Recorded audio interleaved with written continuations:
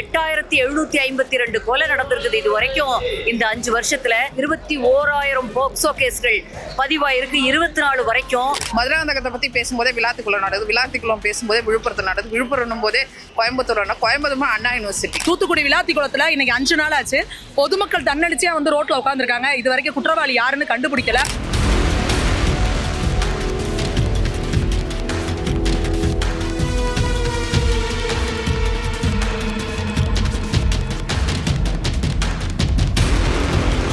பதில் சொல் பதில் சொல் ஸ்டாலினே பதில் சொல். எதை நோக்கி இந்த போராட்டத்தை முன்னெடுத்துருக்கீங்க? சட்டம் ஒழுங்கு சந்தி சிரிக்குது. பெண்களுடைய பாதுகாப்பு என்ன பண்றதே தெரியாம இருக்குது. நல்ல வேளை எலெக்ஷன் அனௌன்ஸ் பண்ணிட்டாங்க. இருந்தாலும் அவங்க என்னென்னலாம் இந்த கவர்மெண்ட் நம்மளுக்கு கெடுதல் பண்ணியிருக்குங்கிறத சொல்லணும். 8752 கொலை நடந்திருக்குது இது வரைக்கும். இந்த 5 வருஷத்துல 21,000 போக்சோ கேஸ்கள் பதிவாயிருக்கு 24 வரைக்கும். குழந்தைகளுக்கு எதிரான வன்முறைகள் இது 38 லாக்அப் டெத்ஸ் இருக்கு. இது பயங்கரமா நடந்துகிட்டு இருக்குது தமிழ்நாட்டுல. இதை நம்ம எப்படி பேசாம இருக்கிறது? ஒரு எதிர்கட்சியா இன்னைக்கு அறிவிச்சிருந்தாங்க, அதுக்குள்ள எலெக்ஷன் டேட் அனௌன்ஸ் பண்ணிட்டதுனால இருந்தாலும் விடாம இத சட்ட விதிமுறைகளுக்கு உட்பட்டு தேர்தல் கமிஷன் சொல்றதுக்கு உட்பட்டு பண்ணிட்டு இருக்கோம். ஸ்டாலினோட அரசுல பெண்களுக்கு சுத்தமா பாதுகாப்பு இல்லை. 70 வயசு மூதாட்டியா இருக்கட்டும், 2 வயது குழந்தையா சிறுமியா இருக்கட்டும், பாலியல் வன்கொடுமைகள் அதிகரித்து கொண்டிருக்கிறது. போதை மாநிலமாக மாறி இருக்கிறது. எந்த நலத்திட்டமும் அவங்க கொடுத்த வாக்குறுதி நிறைவேற்றாமல், பொம்மை முதலமைச்சர் பெண்களை பாதுகாக்காமல், எஃப்ஐஆர் போடாமல், அண்ணா யூனிவர்சிட்டி நடந்தா இருக்கட்டும், இப்ப விளாத்திக்குளத்தில் நடந்தா இருக்கட்டும், மக்கள் கொதிச்சு போயிருக்காங்க. பெண்களுக்கு பாதுகாப்பு இல்லை. முக்கியமாக ஸ்டாலின் அரசு ஒரு கம்ப்ளைண்ட் கொடுத்தாலும் எஃப்ஐஆர் போட மாட்டேங்கிறாங்க. இது காவல்துறை ஏவல் துறையா பயன்படுத்தி பொம்மை முதலமைச்சர் பெண்களுக்கு பாதுகாப்பு இல்லை. அதனால பெண்களுக்காக குரல் கொடுக்க இங்க பொதுச் செயலாளர், நாளைய முதலமைச்சர் அண்ணன் எடப்பாடியார் இங்க போராட்டம் செஞ்சுட்டு இருக்காரு. அஇஅதிமுகவின் தலைமையிலான கூட்டணி, என்டிஏ கூட்டணி வலுவான சீட்டுகள் வெல்லும். அதே போல நான் உறுதியாக சொல்றேன், இந்த தேர்தலுக்கு அப்புறமா திமுக தலை தூக்க முடியாது தமிழகத்துல. இதுதான் திமுக வெல்றதுக்கு மக்கள் போட்ட திட்டம். அதிமுக நிச்சயமாக வெல்லும். அண்ணன் எடப்பாடியார் முதலமைச்சராக வருவார். 2026 அதிமுக ஆட்சி அமையும். என்டிஏ கூட்டணி எல்லாருமே ஒற்றுமையா செயல்படுத்தி அனல் பரவுக்கும் பிரச்சாரம் செஞ்சு ஸ்டாலினை வீட்டுக்கு அனுப்பும் வேலை பார்ப்போம். 1 2 எடுத்து சொல்ல 1000 பிரச்சனைகள் இருக்கு. கல்வியிலிருந்து, சுகாதாரத்திலிருந்து, சட்டம் ஒழுங்கிலிருந்து, பெண்களுக்கான பாதுகாப்பிலிருந்து, படிக்கிற மாணவிகளுக்கு பாதுகாப்பிலிருந்து, தினசரி கொலைகள் ஏறத்தாழ 5 ஆண்டு கால ஆட்சியில் 8200 கொலைகள், 2900 போக்சோ வழக்கு பதிவுகள். காவல்துறையை, தமிழ்நாடு காவல்துறையை 2900 போக்சோ வழக்கு பதிகிற அளவிற்கு இங்கே சட்டம் ஒழுங்கு சீர்கட்டு இருக்கு. பெண்களுக்கு பாதுகாப்பு இல்லை, விலைவாசிகள் ஏறி போச்சு, சொன்ன தேர்தல் வாக்குறுதிகளை நிறைவேற்றலை, ஊழல் சாம்ராஜ்யம் நடக்குது. 13 அமைச்சர்கள் மேலே வழக்கு, இதில் 4 அமைச்சர்கள் மேலே ஊழல் வழக்கு. எப்போ கைது செய்யப்படுவாங்கன்னு தெரியல. இப்படிப்பட்ட ஆட்சியை மக்கள் புறக்கணிக்க வேண்டும் என்று மக்களின் குரலாக இந்த போராட்டம் நடைபெறுகிறது. தமிழ்நாட்டில் கடந்த 1 வாரமாக நீங்கள் பார்த்துருப்பீங்க, எல்லா இடங்கள்லையும் பிரச்சனை. பெண்களுக்கு ஒவ்வொரு மாவட்டங்கள்லையும் பிரச்சனை, ஒவ்வொரு ஏரியாலையும் பிரச்சனை. பெண்களுக்கும் பிரச்சனை, இளைஞர்களுக்கும் பிரச்சனை, மாணவர்களுக்கும் பிரச்சனை, மீனவர்களுக்கும் பிரச்சனை, நெசவாளர்களுக்கும் பிரச்சனை. ஒரு நபர் கூட, ஒரு துறை சார்ந்த நிர்வாகி கூட இந்த ஆட்சியில் நிம்மதியாக இல்லை. அப்போ அதை தட்டி கேட்கக்கூடிய ஆள் யாரு? நம்மளை படைச்ச சாமி நம்மளை கேட்க லேட் ஆனாலும் நம்ம கூட்டணி கட்சியோட தலைவர் அண்ணன் பழனிசாமி அவர்கள் இந்த நாட்டில் நடக்கக்கூடிய அநீதிகளை பற்றி கேட்டுக்கொண்டிருக்கிறாரு. தேசிய ஜனநாயக கூட்டணி மதிப்புக்குரிய ஐயா மோடிஜி அவர்கள் இந்த நாட்டு மக்களை பாதுகாக்க முயற்சிக்கிறாரு. இந்த ஆட்சி எப்படியாவது வீட்டுக்கு அனுப்பணும். இன்னைக்கு எங்களோட வாசகமே பாய் பாய் ஸ்டாலின். எங்ககிட்ட ஐ லவ் யூன்னு சொல்லி வந்தவங்க கள்ளக்காதல் செய்ததை நாங்கள் கண்டுபிடிச்சிட்டோம்.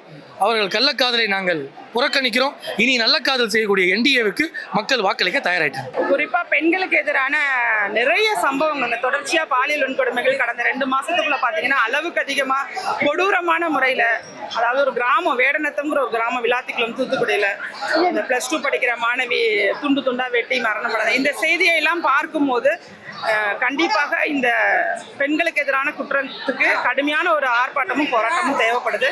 அது திரு எடப்பாடி பழனிசாமி அவர்கள் தலைமையில எதிர்கட்சி தலைவர், கண்டிப்பாக எதிர்கட்சி தலைவர் வருங்கால முதல்வர். சட்டம் ஒழுங்கு சரியில்லை, பெண்களுக்கு பாதுகாப்பு இல்லை, கற்பழிப்புகள், கஞ்சா பழக்கம் அதிகமாக இருக்கு. மொத்தமாகவே சட்டம் ஒழுங்கு சீரஞ்சிருக்குனால அதை எதிர்த்து ஆர்ப்பாட்டம் தேசிய ஜனநாயக கூட்டணி சார்பாக பண்ணியிருக்காங்க. அதோட தமிழ்நாடோட தலைவர் எடப்பாடி பழனிசாமி இந்த கூட்டத்தை முன்னெடுத்திருக்கிறார். இவங்க ஆட்சிக்கு வந்த முதல் நாள்லேருந்து இந்த நிமிடம் வரைக்கும் பார்த்தீங்கன்னா தொடர்ந்து பெண்களுக்கு எதிரான குற்றங்கள், பாலியல் குற்றங்கள், பாலியல் வன்கொடுமைகள், கூட்டு பாலியல் பலாத்காரங்கள், இது போன்ற போக்சோ வழக்குகள்லாம் அதிகமாக இருக்குது. ஏதோ இங்கொன்றும் அங்கொன்றுமா நடந்தா பரவாயில்ல, நீங்களும் நானும் பேசிட்டு இருக்க நேரமே நடக்குது. மதுராந்தகத்தை பற்றி பேசும்போதே விளாத்திக்குளம் நடக்குது, விளாத்திக்குளம் பேசும்போதே விழுப்புரத்தில் நடக்குது, விழுப்புரம் போதே கோயம்புத்தூர், கோயம்புத்தூர் அண்ணா யூனிவர்சிட்டி. ஸோ இப்படி தொடர்ந்து பெண்களுக்கு எதிரான குற்றங்கள் நடக்கிறதுனால ஒரு சட்ட ஒழுங்கு தான் ஒரு மாநிலத்தின் முதுகெலும்புன்னுவாங்க.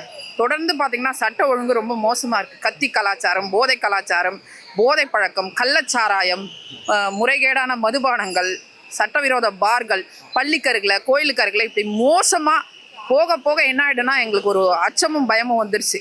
என்னன்னா நாங்கள் ஆட்சி அதிகாரத்துக்கு வருகின்ற நம்பிக்கையை தாண்டி இந்த தமிழ்நாட்டு மக்களை காப்பாற்றணுன்ற கடமையும் பொறுப்பும் எங்களுக்கு இருக்குது. ஸோ அதனால் தொடர்ந்து நாங்கள் என்ன பண்ணுறோம், இன்றைக்கு மட்டும் இல்லை, இவங்க ஆட்சிக்கு வந்த நாள் முதல்ந்து இந்த நிமிடம் வரைக்கும் கள போராட்டங்களாக இருக்கட்டும், மரவழி போராட்டங்களாக, நீதிமன்றங்களையும் போய் என்ன பண்ணுறோம், எஸ்ஐடியும் சிபிஐயும் கேட்டுட்ருக்கோம். இன்றைக்கி கூட விளாத்திக்குளம் இந்த பெண் பாலியல் வழக்கில் கூட நாங்கள் மதுரை நீதிமன்றத்தில் என்ன கேட்டிருக்கோம்னா இழப்பீடு கேட்டிருக்கோம், சிபிஐ கேட்டிருக்கோம். இதே அண்ணா யூனிவர்சிட்டிக்கும் அதே கேட்டோம். எங்களால தான் எஸ்ஐடியாக அமைஞ்சது, இல்லைன்னா அந்த குற்றவாளியே வெளியே வந்திருக்க மாட்டாங்க. அந்த அளவுக்கு மோசமான, கீழ்த்தரமான, கேவலமான ஒரு ஆட்சினா திமுக ஆட்சி. அதாவது ஒட்டுமொத்த இந்தியாவுக்கே தமிழ்நாடு வழிகாட்டியா இருந்துச்சு. அம்மா ஆட்சியில், எடப்பாடி ஆட்சியில் சட்ட ஒழுங்குல முதல் பரிசு வாங்குச்சு. ஆனால் இன்னைக்கு என்ன நிலைமை, தலை குனிய விட மாட்டேன்றாரு முதலமைச்சர். ஆனால் ஒட்டுமொத்த தமிழ்நாட்டு மக்களை தலைகுனி வச்சு, நம்மளையும் தலைகுனி வச்சு, இது போன்ற மோசமான கேட்டால் எதை கேட்டாலும் இரும்பு கரம் கொண்டு அடக்குவோன்னு. ஆனால் இரும்பு கரம் துருப்பிடிச்சு போயிருக்குப்பா, டைட்டானிக் போல துருப்பிடிச்சு போயிருக்கு. ஸோ மக்களின் சார்பாக, மக்களின் உணர்வுகளின் சார்பாக, அவங்கள பாதுகாப்பு சார்பாக தொடர்ந்து அதிமுக மக்களின் பக்கமாக இருக்கும். அதன் வழியில தான் இந்த போராட்டத்தை நடத்திருக்கோம். முழுக்க முழுக்க பெண்களுக்கு பாதுகாப்பு இல்லாத ஒரு தமிழ்நாடாக இது மாறிக்கிட்டு இருக்கு. எங்கே திரும்பினாலும் கிட்டத்தட்ட ஒரு 48 மணி நேரத்தில் 15க்கும் மேற்பட்ட சம்பவங்கள் நடந்துகிட்டே இருக்கு. ஆனால் முதல்வரோட கண்ணுக்கும் கருத்துக்கும் இது வர்றதே இல்லை. அவர் என்ன செய்யறாரு அப்படின்னா, தப்பை தடுக்கிறதுக்கு பதிலாக அப்படி ஒரு விஷயமே நடக்கலை அப்படின்னு மறைக்கிறதுக்கு தான் முயற்சி பண்றாரு. அதனால தான் இப்போ முதன்மை ஆய்வாளரை வச்சு போன வருஷத்தை விட அந்த ஒரு 2021க்கும் இப்போ இருக்க கம்பேரிசனை கொடுத்துட்டு இருக்காங்க. இந்த கம்பேரிசனே ரொம்ப ரொம்ப தப்பு. இதை நாங்கள் திரும்ப திரும்ப கேட்குறோம். திமுகவோட எம்எல்ஏக்களோ, அமைச்சர்களுக்கோ, இல்லை கவுன்சிலர்களுக்கோ, இல்லை ஒரு வட்ட செயலாளர் வீட்டில் இருக்க ஒரு பொண்ணுக்கு இந்த மாதிரி ஆச்சுன்னா நீங்க எல்லாம் என்ன சொல்லுவீங்க? எங்க அதிமுக ஆட்சியில் நடந்ததை விட இப்ப கம்மி தான் அப்படின்ற ஒரு கம்பேரிசனை நீங்க சொல்லுவீங்களா? எந்த இடத்துலயும் ஒரு கடைக்கோடி கிராமத்துல இருக்க ஒரு பெண்ணுக்கு கூட இந்த அநியாயம் நடக்கக்கூடாது அப்படிங்கிறதுக்கு கொஞ்சம் கூட நடவடிக்கை எடுப்போன்ற அறிவு இல்லாம முதல்வர் என்ன சொல்றாரு, அப்படிலாம் ஒண்ணுமே நடக்கல, எல்லாரும் பாதுகாப்பா இருக்காங்க, அந்த ஆட்சியை விட இந்த ஆட்சியில கம்மி அப்படின்னு சொல்றதெல்லாம் அப்ப மக்களோட உணர்வுகளை புரிஞ்சுக்காத ஒரு முதல்வரா இருக்காருங்கிற வைத்தறிச்சல் தான் எங்களுக்கு அதிகமா இருக்கு. தூத்துக்குடி விளாத்திக்குளத்துல இன்னைக்கு 5 நாள் ஆச்சு. பொதுமக்கள் தன்னெழுச்சியா வந்து ரோட்ல உட்காந்துருக்காங்க. இது வரைக்கும் குற்றவாளி யாருன்னு கண்டுபிடிக்கல. அன்னைக்கு போய் அந்த அம்மாவும் அப்பாவும் காவல்துறையில கம்ப்ளைண்ட் கொடுத்திருந்தப்போ காவல்துறை ஒரு வேலை எடுத்திருந்தா அந்த குழந்தைய காப்பாத்திருக்கலாமோங்கிற அங்காளப்பு இன்னைக்கு நமக்கு இருக்கு. அந்த குழந்தைய எல்லாரும் கேவலப்படுத்திருக்காங்க, அவங்க அப்பா அம்மாவும் அவமானப்படுத்திருக்காங்க. அப்போ காவல்துறை இந்த அளவுக்கு தான் இருக்கு. முதல்வரோட கட்டுப்பாட்டில் இருக்க காவல்துறை இப்படி இருந்தா அப்ப எப்படி ஆட்சி எப்படி இருக்கும்? பெண்களை எப்படி பாதுகாக்கிறது? இன்னைக்கு நீங்களே பாக்குறீங்க, டெய்லியுமே ஒரு பெண் குழந்தைக்கு 2 வயசு பெண் குழந்தை, 80 வயசு ஒரு வயசானவங்களுக்கு முதற்கொண்டு எந்த இடத்துல டெய்லியுமே தினம் ஒரு கற்பழிப்பு, ஒரு கொலை, இந்த மாதிரி ஒரு நடந்துட்டு இருக்கு. நான் என்ன கேட்கறேன்னா, ஒரு முதலமைச்சர்னா என்ன, நம்ம மக்கள் எல்லாம் நம்பி தானே ஓட்டு போடுறோம். ஒரு இடத்துலையுமே அதுக்கான ஒரு இது தானே நம்ம ஓட்டுன்றது, பாதுகாப்புக்கு தானே. ஒரு சட்டத்தை தீர்த்தெடுத்துறதோ இல்லை நீ எவ்வளோ விஷயங்களை பண்ணுறதுக்கும் நம்ம வந்து எடுத்துக்கலாம். ஒரு நாளைக்குமே வந்து கஞ்சாவால் இது நடக்குது, போதையால் இது நடக்குதுன்னு சொல்லும் போது ஏன் உங்களால் இன்ன வரைக்கும் ஒரு ஸ்டெப் எடுத்து வைக்க முடியல சொல்லுங்க? ஒரு 2 வயசு குழந்தைய கூட கற்பழிச்சு கொண்டுட்டாங்கன்னு சொல்றாங்க. இதெல்லாம் ஏத்துக்க முடிய விஷயமா? அப்ப இன்ன வரைக்கும் நீங்க என்ன ஒரு சட்டத்தை வந்து ஸ்ட்ராங்கா நீங்க பண்ணியிருந்தீங்கன்னா, இல்ல வேற பிரச்சனைகள் நம்ம வேகமா நம்ம முன்னெடுத்து வந்தோம்னா இந்த பிரச்சனையை கட்டுப்படுத்த முடியுமா முடியாதா? டெய்லியுமே தினசரி அப்ப நீங்க என்னத்துக்கு முதலமைச்சரா அதுக்கு எதுக்கு உட்கார்ந்துருக்கீங்க அந்த இடத்துல? நான் ஒரு பெண்ணா கேட்கிறேன், ஒரு தாயா கேட்கிறேன், நீங்க எதுக்கு முதல்ல அங்க உட்கார்ந்துருக்கீங்க? கனிமொழி அக்கா போறாங்க, ஒரு மக்களே சேர்ந்து உன்னை உள்ள விடலன்றாங்க. ஆவுனா எதிர்கட்சியில முன்னாடி இருந்தவங்க உங்க கட்சியில நீ வந்து என்ன பண்ணீங்க? இந்த இடத்துல இந்த டைம்ல நீங்க என்ன பண்றீங்க? ஆட்சி ஆண்டுகிட்டு என்ன பாதுகாப்பு கொடுத்தீங்க? என்ன செய்யறீங்க? இன்னைக்கு உங்களாலதான் போதை அதிகமாகுது, உங்களாலதான் இந்த குற்றங்கள் அதிகமாகுதுன்னா நீங்க ஏத்துப்பீங்களா? ஆட்சியை நடத்துறேன்னு சொல்லிட்டு பணத்தை சுருட்டி உள்ளதான் வச்சிருக்கீங்களே தவிர நீங்க முறையான ஆட்சி நடத்தல. உங்க ஃபேமிலி, உங்க வாரிசு, குடும்ப அரசியல் பண்ணிக்கிட்டு தான் இங்க இருக்கீங்களே தவிர பெண்களுக்கு இல்ல. பெண் என்று சொல்ற எந்த ஒரு இதுக்குமே வந்து வர்க்கத்துக்குமே வந்து பாதுகாப்பு இல்லாத ஒரு ஆட்சி இது. இந்த ஆட்சியை உண்மையா இப்ப இருக்க மக்கள் கண்டிப்பா அதுக்கான மாற்றத்தை உருவாக்குவாங்க. சுத்தமா பாதுகாப்புன்னு ஒண்ணு கிடையவே கிடையாது. சின்ன பசங்களா இருக்கட்டும், பெரியவங்களா இருக்கட்டும், வயசானவங்க யாருக்குமே அந்த பாதுகாப்பு அப்படின்றது வெளியே நைட்ல போறதுக்கு சில பேர் பயந்தா போக வேண்டியதா இருக்கு. ஏதாவது ஆயிடுமோ, யாராவது வந்து பேசினா கூட ஏதாவது ஆயிடுமோ அப்படின்னு சொல்லி வெளியே டிராவல் பண்றவங்க எவ்வளவு பேர் இருக்காங்க. ஆனாலும் ஒரு பயம் வந்து மனசுக்குள்ள இருந்துகிட்டே தான் இருக்கு. நம்மளே தற்காத்துக்கணும் அப்படின்ற ஒரு பழக்கம் வந்து நமக்குள்ள வந்துருது. நம்ம வந்து சேஃபா போயிட்டு வந்துடணும் அப்படின்னு சொல்லி ஒரு யங்ஸ்டர்ஸா எனக்கு என்ன தோணுது, நம்மள பாத்துக்கணும், யாரும் எதிர்பார்க்க கூடாது. அவங்க வந்து காப்பாத்துவாங்க, இவங்க வந்து காப்பாத்துவாங்க, யாரும் பண்ண போறது கிடையாது. நம்ம தான் காப்பாத்திக்கணும் அப்படின்ற ஒரு இதுதான் வந்து இப்ப இருக்க அமைப்புல இருக்கே தவிர்த்து டக்குன்னு கால் அடிச்சாலோ யாரோ போலீஸோ யாரோ எதுவுமே கிடையவே கிடையாது. டக்கு ஒரு ஆக்ஷன். இப்போ எவ்வளோ டெக்னாலஜி வந்துருச்சு, அது எவ்வளோ கொஞ்சம் மேம்படுத்தலாம். யங்ஸ்டர்ஸ் நிறைய பேர் இருக்காங்க, டெக்னாலஜி இருக்கு, எவ்வளோ மேம்படுத்தலாம். அது மாதிரி மேம்படுத்துறதுக்கான வாய்ப்புகள் நிறைய இப்போ இருந்தும் நம்ம எதுவுமே பண்ணாம சும்மா இருக்கோம். இப்போ பார்த்தீங்கன்னா பெண்களோட பாதுகாப்பு சுத்தமாக போயிடுச்சு. ஏன்னா ஃபர்ஸ்ட்லாம் வந்து நாங்களாம் வந்து எங்களோட பசங்களை வந்து வீட்டில் விட்டுட்டு போனோம்னா ஒரு பாட்டி வீட்டில் பாட்டியே அம்மா கிட்ட விட்டுட்டு போவோம். இப்போ அந்த பாதுகாப்பே அவங்களுக்கே இல்லை. இப்போ அவங்ககிட்ட விட்டுட்டு போகும்போது அவங்களே சொல்கிறாங்க எங்களுக்கே ஒரு பாதுகாப்பு வேணுமா, இங்கே வயசு வித்தியாசம் இல்லாமல் ரேப் நடந்துட்டு இருக்குது. 2 years குழந்தைலேருந்து 60 years பாட்டிங்க வரைக்கும் ரேப் நடந்துட்டு இருக்கு. எல்லாரும் சொல்கிறாங்க நார்த்தில் வந்து ரொம்ப ரேப் நடந்துட்டு இருக்குது. பட் அது நடந்துட்டு இருந்துச்சு. நானும் ஒரு நார்த் இந்தியன் பொண்ணு தான். ஆனால் பிஜேபி கவர்மெண்ட் வந்ததுலேருந்து அங்கே வந்து பெண்களோட இது வந்து ரொம்ப குறைஞ்சிடுச்சு. இது இப்போ வந்து அவங்க சேஃபாக இருக்கிறாங்க, சேஃப் ஃபீல் பண்றாங்க. இப்போ நைட் ஷிஃப்ட் போனாலும் ஒரு சேஃப் ஃபீல் பண்றாங்க. பட் இன்னைக்கு சென்னை வந்து ஒரு சேஃபஸ்ட் சிட்டி இருந்துச்சு. ஆனா இந்த 5 yearsல அந்த இது போயிடுச்சு. எல்லாம் பெண்கள் இப்போ பயப்படுறாங்க வெளியே போறதுக்கும். வயசான பாட்டிங்களுக்கு கூட ரொம்ப பயப்படுறாங்க இப்போ போறதுக்கு. முக்கியமா வந்து பெண்கள் பாதுகாப்பு. இப்போ வந்து திமுகவோட இந்த திறனற்ற திமுக, தீய சக்தி திமுக இந்த ஆட்சியில எடுத்துக்கிட்டோம்னா பெண்கள் பாதுகாப்புன்றது ஒரு கேள்விக்குறியா தான் இருக்கு. 2 வயசு குழந்தைக்கு பாதுகாப்பு கிடையாது, 60 வயசு முதியவங்களுக்கும் ஒரு பாதுகாப்பு கிடையாது, ஸ்கூல் போற பிள்ளைகளுக்கு பாதுகாப்பு கிடையாது, வீட்டில் இருக்கிற ஒரு ஹவுஸ் ஒய்ஃப்க்கு பாதுகாப்பு கிடையாது. அந்த மாதிரி ஒரு கேவலமான ஒரு ஆட்சி இங்கே நடந்துட்டு இருக்கு. இதுக்கு வந்து காவல்துறை அவங்க வந்து ரொம்ப ரொம்ப ரொம்ப அமைதியா இருக்காங்க. காவல்துறை ஏன் இப்படி இருக்காங்கன்றது தெரியல. அது முழுக்க அந்த தீய சக்தியோட திமுகவோட கட்டுப்பாட்டுல இயங்குது. நல்ல ஒரு தண்டனை, இதுக்கப்புறம் அது நடக்கவே கூடாதுன்னு நினைச்சா அந்த மாதிரி ஒரு தண்டனை கொடுத்தா இந்த மாதிரி கேவலமானது எதுவுமே நடக்காது. அதெல்லாம முக்கியமா இதுக்கு எல்லாத்துக்கும் ஒரே காரணம் போதை பழக்கம் தான். இந்த திமுக ஆட்சி கடந்த இத்தனை வருடங்களாக இந்த போதை பழக்கத்துல குழந்தை சின்ன ஸ்கூல் பசங்க கூட இந்த மிட்டாய்னு ஒண்ணு அதுலயே போதையை கலந்து விற்கிறாங்க. எல்லா ஸ்கூல் பக்கத்துல தெருவுல எல்லாம் விற்க ஆரம்பிச்சிட்டாங்க. அந்த போதை பழக்கம் வந்து மாணவிகள் பாதிக்கப்படுறாங்க, கணவன்மார்களால மனைவிமார்கள் பாதிக்கப்படுறாங்க. எல்லா வாலிபர்களும் வந்து அந்த போதை பழக்கத்தை நாடிதான் போய்கிட்டு இருக்காங்க. கேடு கேட்ட இந்த திமுக ஆட்சியை அகற்ற வேண்டும். ஏன்னா பெண்களுக்கு சொன்ன மாதிரி பாதுகாப்பு கிடையாது, சட்ட ஒழுங்கு சரி கிடையாது. இப்போ எதுக்குப்பா ஆட்சி முடிஞ்சிச்சு, முதலமைச்சர் கிடையாது. இப்போ இடையில பார்த்துக்க கொளத்தூர்ல உடனே ஒரு தண்டனை, எவ்வளவு குற்றவாளி உடனே இப்போ என்கவுண்டர் பண்றாங்க. அவ்வளவு தைரியம் எது காவல்துறைக்கு அவங்க வந்து கட்டுப்பட்டுட்டாங்க. ஏன்னா எதுவுமே சட்ட ஒழுங்கு சரி பண்ணாத அளவுக்கு இப்போ அந்த சட்ட ஒழுங்கு இப்போ ஏன்னா தன்னிச்சே இப்போ செயல்படுறதுல காவல்துறை நேற்று எப்படி உடனே ஒருத்தர் என்கவுண்டர் பண்ணுறது.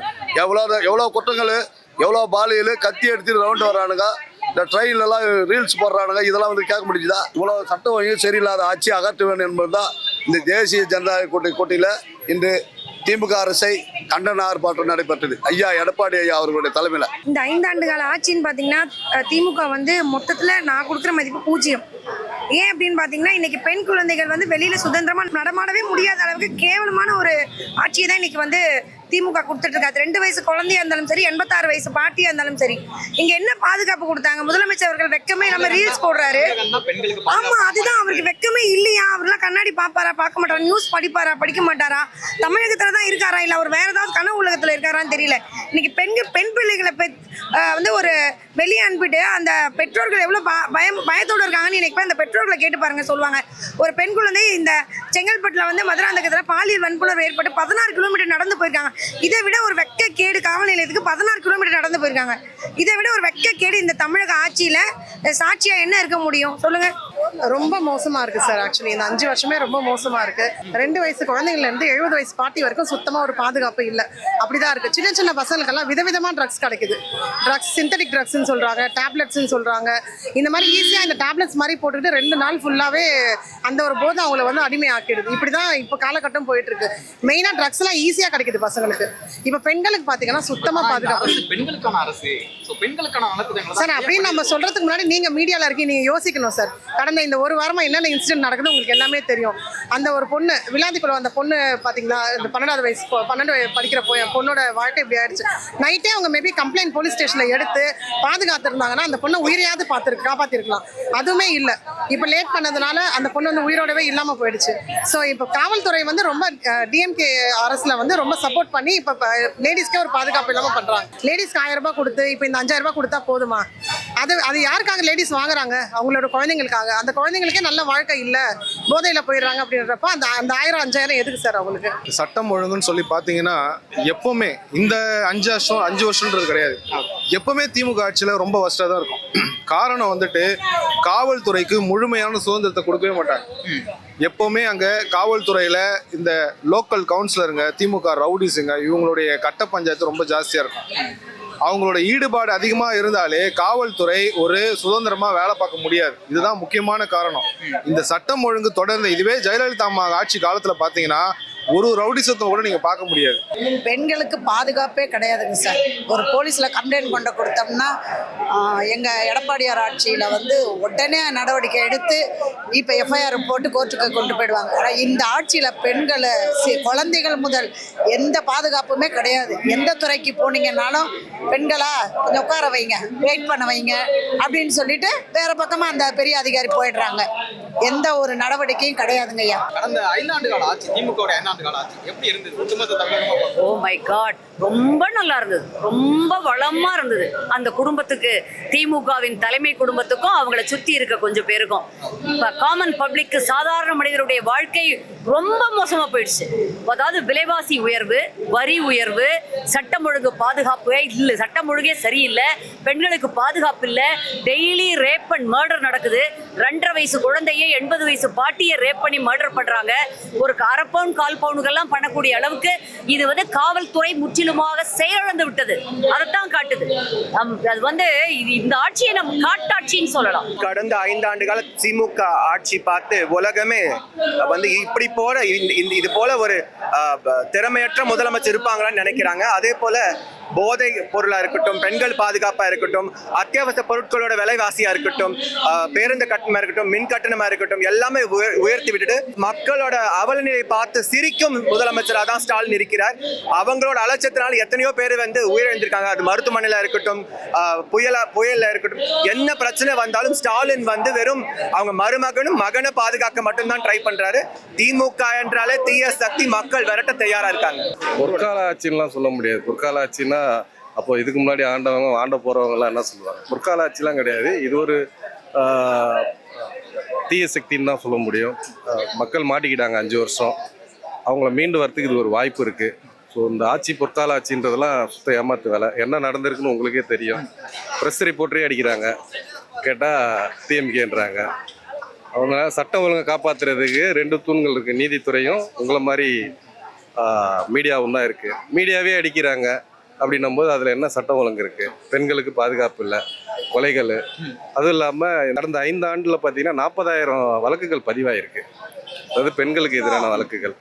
பெண்களுக்கு எதிராக வழக்குகள் பதியப்பட்டதே 40,000ன்னா பெண்களுக்கு எதிரான வழக்குகள் பதியப்படாமல் எத்தனை இருக்குது? வீட்டுக்கு பயந்து சொல்ல மாட்டாங்க, அப்பா அம்மாவுக்கு பயந்து சொல்ல மாட்டாங்க, சொன்னால் என்ன ஸ்கூலுக்கு அனுப்ப மாட்டாங்க. இந்த மாதிரியான நிறைய வழக்குகள் பதியப்படாமலே இருக்குது. அப்போது சட்டம் ஒழுங்குன்றது மிகவும் கெட்டு போயிருக்குன்றது தான் இது சாட்சி. வரக்கூடிய 2026 சட்டமன்ற தேர்தல் தேசிய ஜனநாயக கூட்டணிக்கு வெற்றி வாய்ப்பு இந்த அளவுக்கு ரொம்ப நிச்சயம், ரொம்ப அருமையாக இருக்குது, தெளிவாக இருக்குது. நேற்றைக்கு முன்தினம் NDTV இதை பற்றி ஒரு கருத்து கணிப்பு போட்டிருக்காங்க. 40% அண்ணா திராவிட முன்னேற்ற கழகம் தலைமையிலான தேசிய ஜனநாயக கூட்டணிக்கு இருக்கிறது. திமுகவுக்கு 38% இப்பொழுதே பின்னாடி போயிட்டாங்க. இன்னும் தேர்தல் நெருங்க மக்களுடைய வெறுப்புக்கு ஆளான திமுகவை எதிர்த்து மக்கள் பெருவாரியாக வாக்களிக்க இருக்கிறாங்க. இந்த மாதிரி பெண்கள் ஏறத்தால 1 கோடி பெண்களுக்கு உரிமை தொகை கொடுக்காம அவங்கெல்லாம் பெண்களே இல்லைன்னு முதலமைச்சர் ஸ்டாலின் சொல்லியிருக்கிறாரு. அந்த 1 கோடி பெண்களும் குடும்பத்தோட போய் திமுக கூட்டணிக்கு எதிராக வாக்களிக்க போறாங்க. நீங்க பார்க்க தான் போறீங்க. ரொம்ப பிரமாதமா இருக்கு. ஆளுங்கட்சியினுடைய தவறுகளே அந்த ஆன்டி இன்கம்பன்சிப்பாங்களே, அதை எங்களை மேலே வெளியில் கொண்டு வரும். அதோட கூட அண்ணன் வந்து எங்களுடைய புரட்சி தமிழர் அண்ணன் எடப்பாடியார் அவர்கள் தன்னுடைய 4.5 ஆண்டு கால ஆட்சி எவ்வளவு சிறப்பாக நடத்துறாங்கன்னு கிராமத்திலிருந்து நகரம் வரைக்கும் சாதாரண மக்கள் நினைச்சு பார்க்கறாங்க, அடடா தப்பு பண்ணிட்டுமேன்னு. அந்த தப்பை மாற்றத்தை விரும்பி திமுகவுக்கு போட்ட அந்த மாபெரும் தவிர 5 வருஷம் ஸ்டேட் பின்னாடி போயிடுச்சு. அதை திருப்பி முன்னாடி கொண்டு வரணும்னா அண்ணன் மாதிரி புரட்சி தமிழ் அண்ணன் எடப்பாடியாரை தவிர வேற யாருமே கிடையாது. கண்டிப்பா முழுசா ஃபேவரா இருக்குங்க. ஏன்னா திமுக ஆட்சியில எதிர்ப்பலை அதிகமா இருக்கு. பெண்களுக்கு முக்கியமா பாதுகாப்பு இல்ல, போதைப் பொருள் புழக்கம், இதுதானங்க முக்கியம். மாணவிகள் உட்பட பலர் வந்து போதை கலாச்சாரத்துக்கு அடிமையாயிட்டாங்க. மதுவோட புழக்கம் அதிகமாயிட்டு, குடி நோயாளிகள் அதிகமாயிட்டாங்க. அப்ப இதெல்லாம் அதிகமாக்கிட்டு நீங்க வந்து என்ன ஆட்சி நடத்துறீங்க? அண்ணன் அவர்கள் சொன்னது போல ஒரு நிரந்தர டிஜிபி கூட போட முடியல. பொறுப்பு டிஜிபி 9 மாசமாக அந்த லிஸ்ட் எல்லாம் ரெடியா இருந்து ஏன் போடல? அப்ப காவல்துறை தனது கைப்பாவையாக வைத்துக்கொண்டு சட்ட ஒழுங்கு சீர்கட்டை பற்றி கவலைப்படாமல் தன் குடும்பமும் தானும் நல்லா இருந்தா போதுன்னு சொல்லி விளம்பரத்தை தேடிக்கிட்டு விளம்பர மாடல் ஆட்சியை நடத்திட்டு இருக்காங்க. நிச்சயமாக இந்த ஆட்சி மக்களால விரைவில் விரட்டி அடிக்கப்படும். கண்டிப்பா ஜெயிக்க போறது தேசிய ஜனநாயக கூட்டணி தான். மக்கள் களத்துல எவ்வளவு எழுச்சியோட இருக்காங்கன்றதை நீங்க பாருங்க. தேசிய ஜனநாயக கூட்டணியில இருக்கிறவங்க இல்லாம பொதுமக்களும் தன்னெழுச்சியா வந்து கலந்துருக்காங்க. ஏன்னா பெண்களுக்கு பாதுகாப்பு இல்லை அப்படின்றத எல்லா மக்களும் உணர்ந்திருக்காங்க. அப்ப எப்படி இந்த போன முறை வந்து 2011 வந்து சொன்னாங்க திமுக தோக்குதுன்னா அதுக்கு காரணம் அந்த மின்வெட்டு அப்படின்னாங்க. எங்க பார்த்தாலும் மக்கள் மின்வெட்டுன்னு பெரிய டார்ச்சரா இருந்துச்சு. இந்த முறை திமுக தோக்க போறதுக்கு காரணம் சட்டம் ஒழுங்கு பிரச்சனை, பெண்களுக்கு பாதுகாப்பு இல்லை. இதுக்காக தான் திமுக தோத்தேன்றதை எலெக்ஷனுக்கு அப்புறம் அவங்களே ஒரு பேட்டி கொடுத்து ஒத்துப்பாங்க. கண்டிப்பா இன்னைக்கு மக்கள் வந்து மாற்றத்தை வந்து விரும்புறாங்க. அது எந்த மாற்று கருத்துமே கிடையாது. ஏன்னா தமிழக முதலமைச்சர் ஸ்டாலின் அவர்கள் நம்பி ஓட்டு போட்டு இன்னைக்கு வந்து மக்களும் சரி, அரசு ஊழியர்களும் சரி, அது துப்புரவு தொழிலாளர்களாக இருந்தாலும் சரி, செவிலியர்களாக இருந்தாலும் சரி, ஆசிரியர்களாக இருந்தாலும் சரி, எல்லாரும் நடுத்தேர்வுக்கு வந்துட்டாங்க. இனி இந்த ஒரு மாற்றம் வரணும் அப்படின்னா கண்டிப்பா ஸ்டாலின் அவர்களை வந்து வீட்டுக்கு அனுப்பணும். அதாங்க திரும்ப நான் சொல்றேன். அவர் 234 தொகுதியில் 534 கூட சொல்லுவார். ஏன்னா அவர் கணக்குல அந்த அளவுக்கு புலி. அதனால அவர் 534 சொன்னாலும் ஆச்சரியப்படுத்திக்கல. என்ன கேட்டா இந்த அரசு வந்து தானாவே முன் வந்து இருக்கிற எல்லா அமைச்சர்களையும் வீட்டுக்கு அனுப்பிட்டு போய் தூங்கலாம். ஏன்னா இன்னைக்கு எல்லா துறையிலையும் ஊழல், எல்லா அமைச்சர்கள் மேலேயும் வந்து ஒரு ஏதாவது ஒரு புகார் இருக்கு. இந்த மாதிரி ஒரு அமைச்சர்களை நம்பி இவர் எப்படி இந்த அரசை நடத்துறாரு, எப்படி இன்னொரு வாய்ப்பு தருவாங்க மக்கள்னு எதிர்பார்க்கிறாருன்றது தெரியல. தேசிய ஜனநாயக கூட்டணி இன்னைக்கு பாருங்க, இந்த ஒரு ஆர்ப்பாட்டமே பெரிய உதாரணம். நீங்க பாத்தீங்கன்னா இந்த ஆர்ப்பாட்டத்துல வெறும் கூட்டணி கட்சிகள் மட்டும் வரல, நிறைய பொதுமக்கள்லாம் போயிருக்காங்க. அப்போ என்னன்னா ஆன்டி இன்கம்பன்சி அதிகமாக இருக்கு. இந்த அரசு வந்து சரியாக செயல்படாத காரணத்தினால மக்களே எழுச்சி நம்ம அதுக்கு குரல் கொடுக்கணும். பெண்கள் எல்லாம் வந்து ரொம்ப வந்து துன்புறுத்தப்படுறாங்க. இதுக்கான எடுக்க வேண்டிய அரசு வந்து இதை எடுக்கல, அதுக்கான நடவடிக்கை எடுக்கல. குற்றவாளிகள் வந்து சுதந்திரமா திரியிறாங்க. அவங்கள இப்ப பாத்தீங்கன்னா நேரு மேல இது வழக்கு இருக்குன்னு சொல்லிட்டு கோர்ட்டே சொல்லிடுச்சு. ஒரு ஹைகோர்ட் சொன்னதை அவரை வந்து அரெஸ்ட் பண்ண கூட இந்த கவர்மெண்ட் இல்லை. இப்ப அப்படிதான் இருக்கு. இன்னைக்கு கவர்மெண்ட் சார்பா நடவடிக்கை எடுத்துட்டாங்கன்னு நினைக்கிறீங்களா தமிழகத்துல விமன் சேஃப்டி சம்பந்தமா? எனக்கு தெரிஞ்சு சுத்தமா இல்லை. அது எல்லாமே ஐ வாஷ் தான்.